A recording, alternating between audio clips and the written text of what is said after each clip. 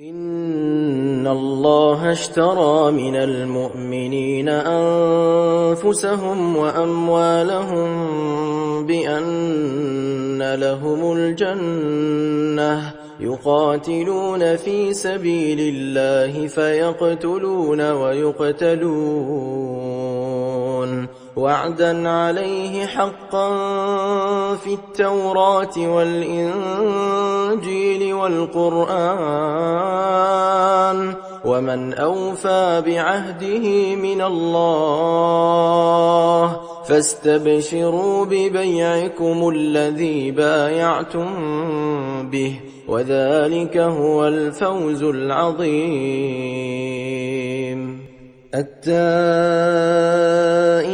العابدون الحامدون السائحون الراكعون الساجدون الآمرون بالمعروف والناهون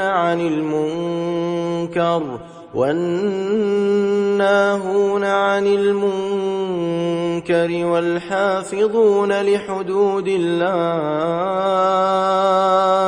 وبشر المؤمنين.